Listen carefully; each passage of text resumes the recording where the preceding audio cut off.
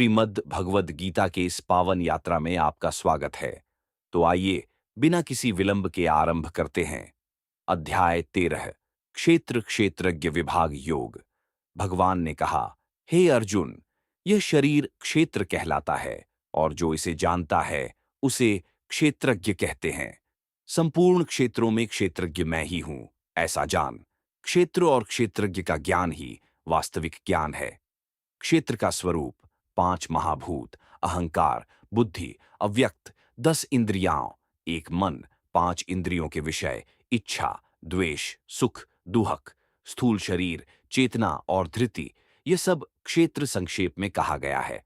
ज्ञान के लक्षण अमानित्व, अदंभित्व, अहिंसा, क्षांति, आर्जव, आचार्य सेवा, शौच, स्थैर्य, आत्मनिग्रह, ये सब ज्ञान है।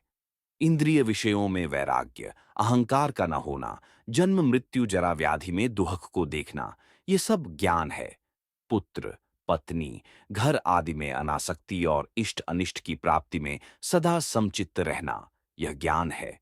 मुझ परमेश्वर में अव्यभिचारिणी भक्ति योग, एकांत में रहने का स्वभाव और जनसमूह में प्रीति का न होना, यह ज्ञान है। अध्यात्म ज्ञान में नित्य स्थिति, तत्व ज्ञान के अर्थ रूप परमात्मा का दर्शन, यह ज्ञान है। इससे विपरीत जो है वह अज्ञान है। झेय, जानने योग्य परमात्मा, झेय जो है अनादि परम ब्रह्म परमात्मा, उसे मैं कहूंगा जिसे जानकर मनुष्य अमृत को प्राप्त होता है। वह सब ओर हाथ पैर वाला, सब ओर नेत्र शीर मुख वाला, सब ओर कान वाला है। वह संसार में सबको व्यापक कर स्थित है। वह सब इंद्रियों के गुणों को प्रकाशित करता है, परंतु सब इंद्रियों से रहित है। आसक्ति रहित होते हुए भी सबका भरण पोषण करने वाला है। निर्गुण होते हुए भी गुणों का भोगता है। जो इस प्रकार क्षेत्र और क्षेत्रज्ञ के भेद को तत्व से जानता है और संपूर्ण भूतों की प्रकृति से मुक्ति को प्राप्त होता है, वह परमात्मा को प्राप्त होता है। इति क्षेत्र क्षेत्रज्ञ विभाग योगः।